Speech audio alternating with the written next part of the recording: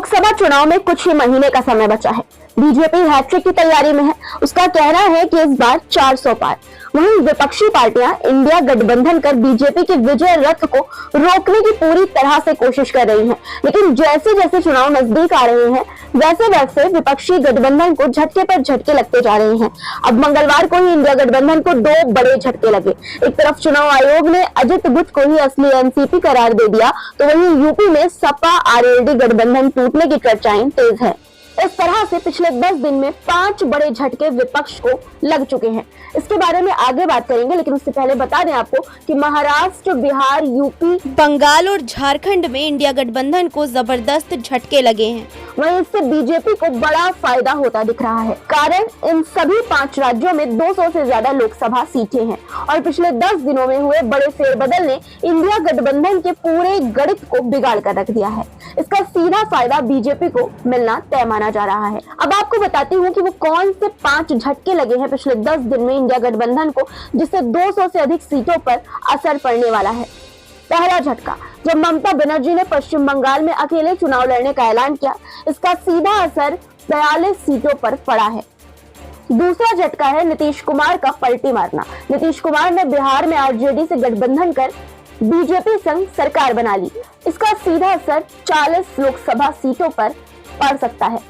तीसरा झटका है झारखंड में भ्रष्टाचार के आरोप में हेमंत सोरेन की गिरफ्तारी। जेएमएम की गठबंधन की सरकार तो बच गई, लेकिन 14 सीटों पर इसका असर पड़ना तय माना जा रहा है। चौथे झटके की बात करें तो महाराष्ट्र में चुनाव आयोग ने अजित पवार गुट को असली एनसीपी बताया है।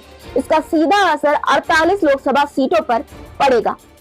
पांचवें झटके की अगर बात करें तो यूपी में अखिलेश और कांग्रेस के साथ गठबंधन में शामिल जयंत चौधरी बीजेपी के साथ जा सकते हैं।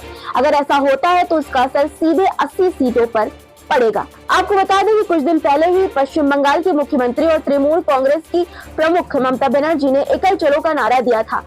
ममता बनर्जी ने 24 जनवरी को ऐलान किया था कि टीएमसी लोकसभा चुनाव में अकेले ही चुनाव मैदान में उतरेगी। ममता ने इंडिया गठबंधन की बैठक में कांग्रेस को सिर्फ 2 सीटें बरहामपुर और मालदा दक्षिण देने की बात कही थी, जबकि कांग्रेस 11 से 12 सीटें मांग रही थी। इस पर जब बात नहीं बनी तो सीएम ने अकेले चुनाव लड़ने का ऐलान कर दिया। ऐसे में प्रदेश में विपक्षी गठबंधन को सबसे बड़ा झटका लगा।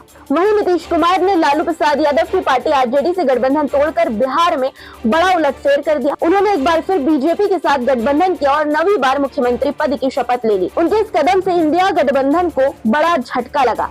नीतीश कुमार का इंडिया गठबंधन का साथ छोड़ने से विपक्षी गठबंधन का लोकसभा चुनाव का गणित पूरी तरह बदल गया है। वहीं अब आरजेडी और कांग्रेस के बीच गठबंधन में सीट बांटने को लेकर पेच फंस सकता है। दूसरी तरफ इंडिया गठबंधन में शामिल शरद पवार की पावर भी छिन गई है। उनके भतीजे अजित पवार को एनसीपी पार्टी मिल गई है। चुनाव आयोग ने तमाम सबूतों के मद्देनजर अजित गुट को ही असली एनसीपी करार दिया है। चुनाव आयोग का कहना है कि अजित पवार गुट को एनसीपी का नाम और चुनाव चिन्ह इस्तेमाल करने का अधिकार है। दोस्तों, इससे इंडिया गठबंधन को भी झटका लगा है। कारण है शरद पवार का विपक्षी गठबंधन में शामिल होना। ऐसे में शरद पवार के हाथ से पार्टी निकलना गठबंधन की पकड़ महाराष्ट्र की तमाम सीटों पर कमजोर करता है। दोस्तों, जहां एक तरफ नीतीश कुमार ने साथ छोड़ दिया तो वहीं दूसरी तरफ अब पवार से भी पावर छिन गई है। यानी इंडिया गठबंधन के सामने चुनौतियां बहुत सारी हैं। अब देखना ये होगा कि इन चुनौतियों को पार करते हुए और इन झटकों को सहते हुए इंडिया गठबंधन क्या करता है और इसका क्या परिणाम होता है लोकसभा चुनाव में।